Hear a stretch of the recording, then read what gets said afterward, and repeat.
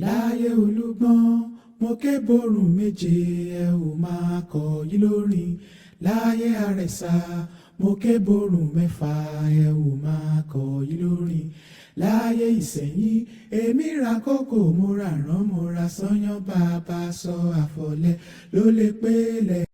Hello everyone, my name is Adeyemo Adegbemika Ganiu and I welcome you to my new Yoruba Abrahamic YouTube video.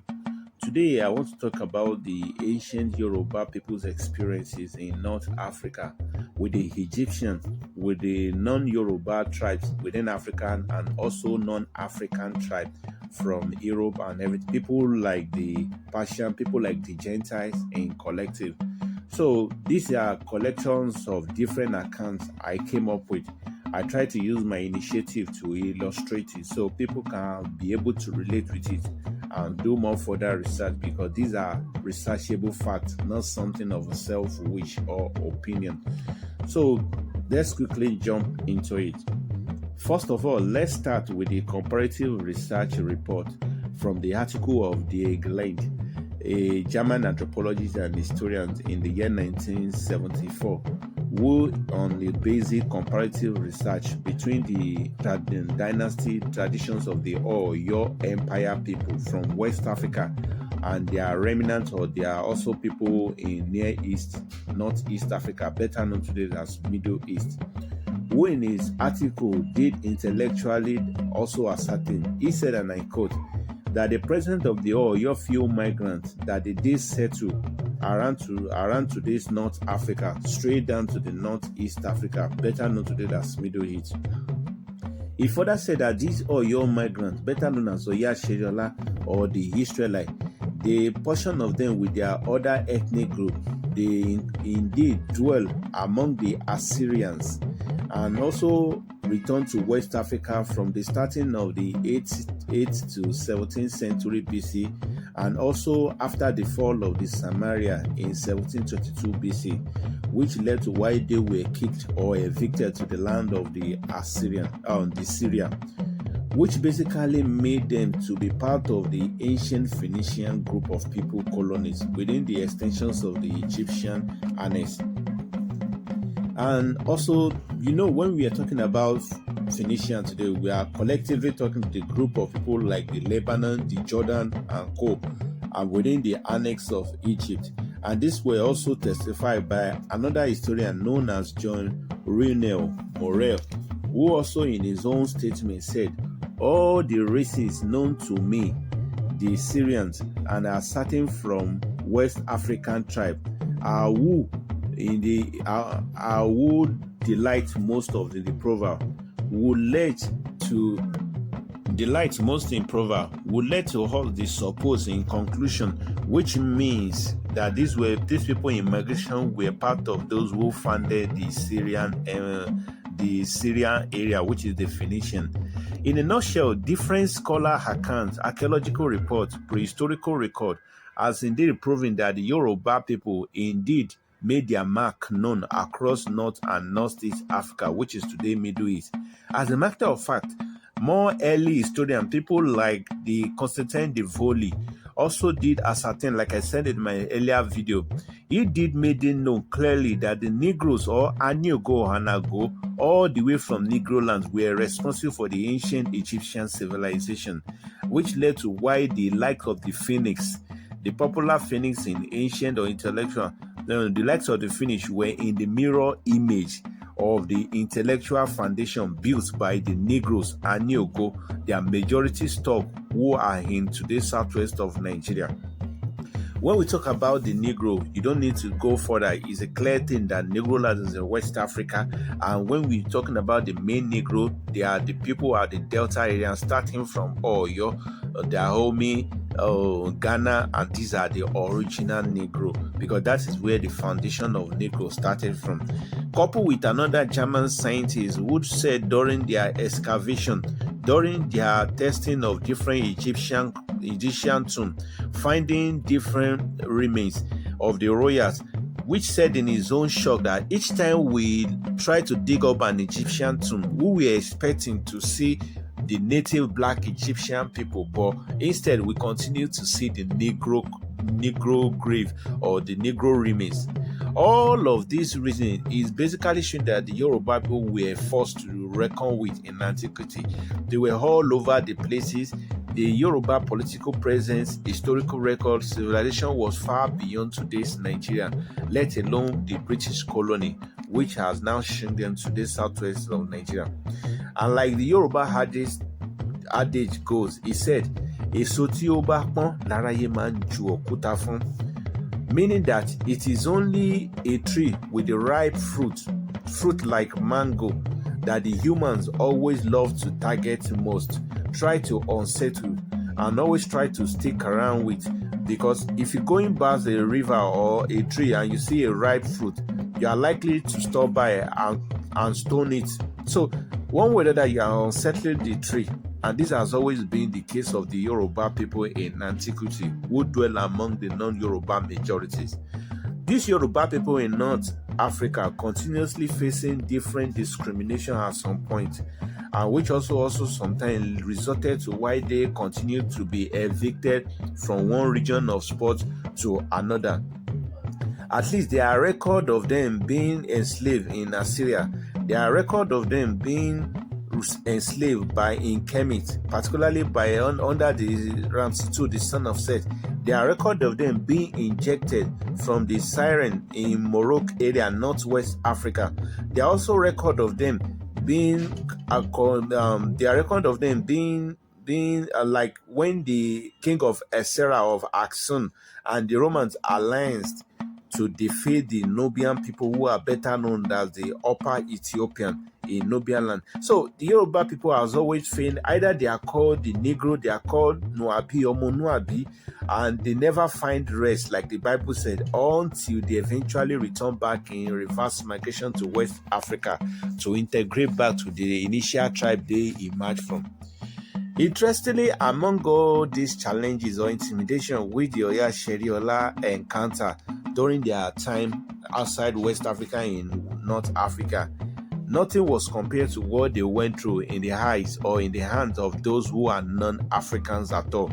People who are of a single tribe of the same tradition, but under different ethnic group with different biblical titles based on their character. People like the name of the Pharisees. When we talk about the Pharisees, talking about the Gentile, their guide, Talmud scribe, their collective racial affiliation title known as the Sumerian, and also their character-based general characteristics of the Shaitan or the Satan. For an instant, according to Mary Boyd, the epitome, the idea of Pharisees was derived from the Amharic Parsi, and the Amharic word Parsi, better understood today as Persian. Until today, the name doesn't have a basic meaning because it has a deeper meaning beyond that they don't want many African people to know. Because by knowing who the ancient Pharisees are, it tells you what is going on today. Just like we have the term Arab, we like the term Gentile. These are names that does not really identify with the tribe, but is all a characteristic-based attribute of a certain group.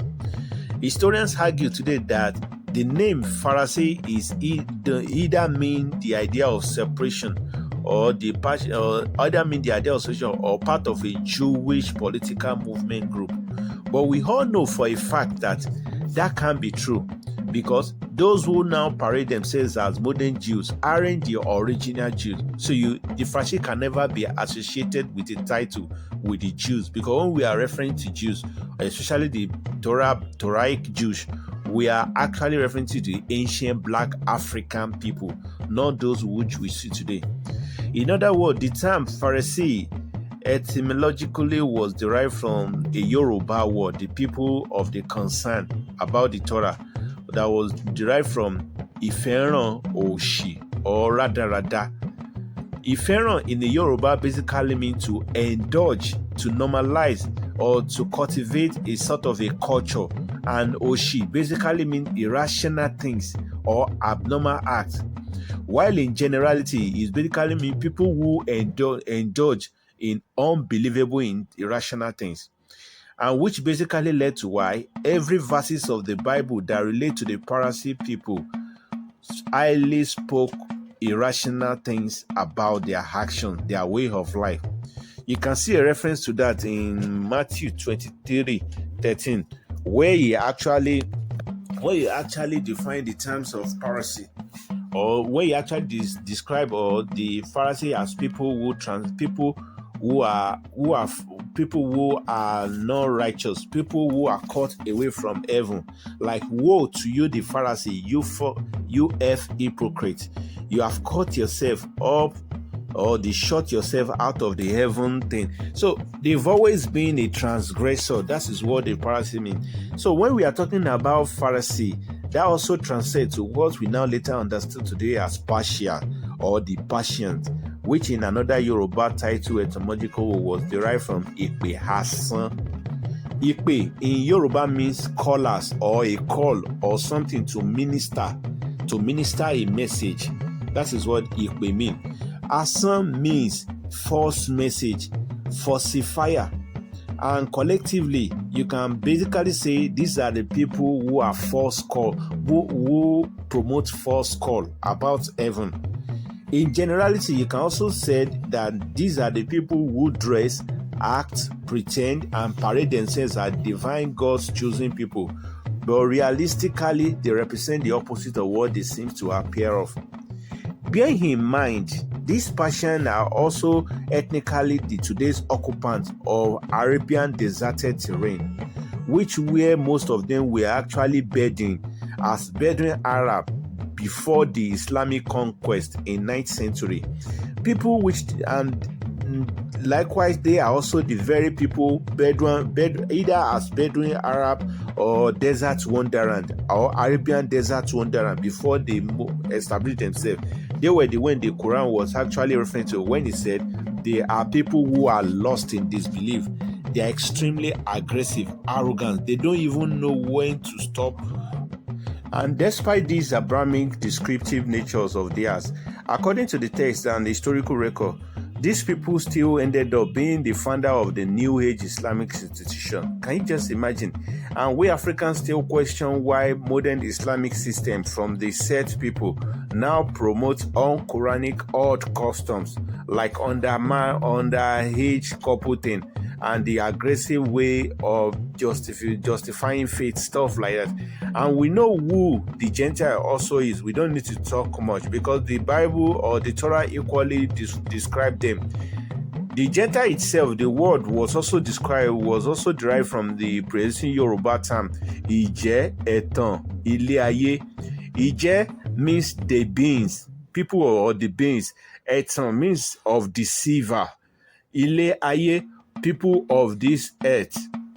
So collectively we can say these are the known deceivers of the earth. So the founder of these are the people who founded most religion system like Christianity, which the Bible even warned the people of the book against when in Jeremiah when he said, Oya Sheriola, the Israelite, do not enjoy in the way of these Gentiles. It's like do not enjoy in the traditions of these Gentiles, which basically include the terms of the culture, the terms of their tradition, their educational system, their belief, because they have been dismayed by heaven. And he is telling the people of the book that, do you even want to be dismayed like them? I'm not the one saying it. Your Bible is saying it. Therefore, these people collectively, their attributes as a legacy of character does oppose everything of the right thing. When you go right, they always go left. When the world evolves around naturality, they always come about artificial. When you talk about good things, they always stand in the wrong side of history.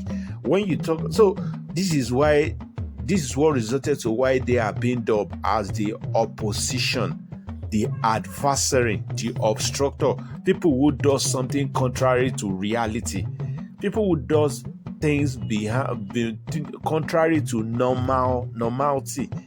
And that is where the idea of Satan or Shaitan comes from. Like I continue to say in random on my previous video, there is nowhere there is no scripture, there is no book that actually describes Satan as an invisible entity, invisible body, or invisible stuff. And this is exactly what satanic thing actually. So each time you are referring to a satanic act, you are basically referencing to the way of the people which the Torah have said they have been dismayed. You should not enjoy in their character.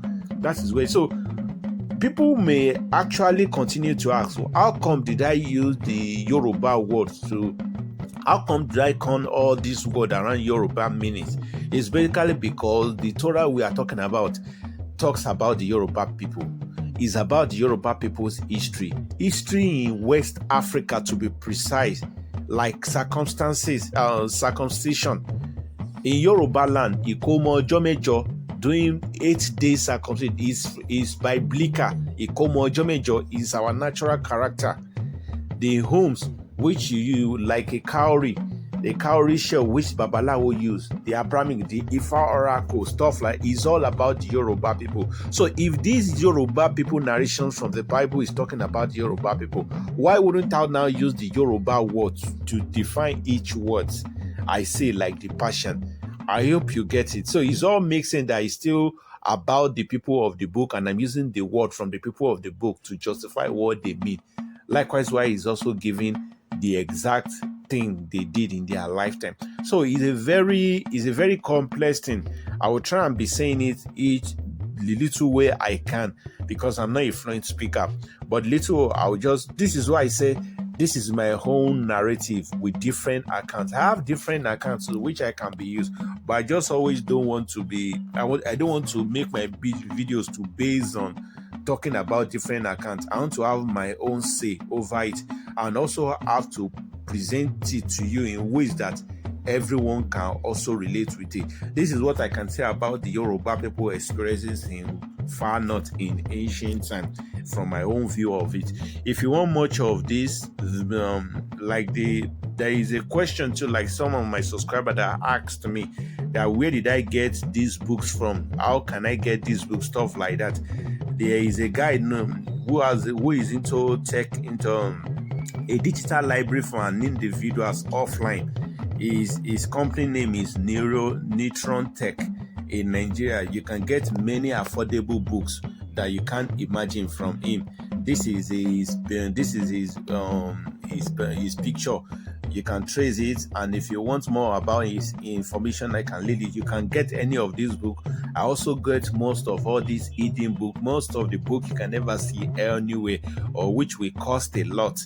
He gave me an access to read more, including what I have knew earlier, and it's really helped me a lot. And you can also visit so many of other YouTube counterparts like Jewish History Never Die and so many others. So there are so many history people need to start looking into, not just one. I'm not the best. I'm only saying from the view of how I understand it. That doesn't mean there are no people who know more better than me. And this is where we shall be coming to an end. Like I said, please I thank each one of you who has purchased my book, and those who are yet to are trying. May the Almighty help you or enrich you for you to be able to, at least that is the way you can show support to me. I appreciate it, and let me share my link. The link to get the book from direct to my YouTube catalog video is in between at my page right here, and we should always be there. The reason why I don't buy much into the Amazon thing was because the charges was too extreme. It's like I'm feeding the beast, and I don't want to be part of that structure anymore. I can't be selling something 5,000 naira and you want to take 4.5, give me. It is uncalled for. Maybe because I'm a non-US citizen and stuff like that. So the link is below. Let me buy my book in order to support me, and share the links just like you'll be sharing my videos as well. May the Almighty continue to help us. Or any question, please make your comment down below respectively. Press the notification bell should in case I upload more videos, and I'll see you in my next video. Everyone, thank you and bye for now.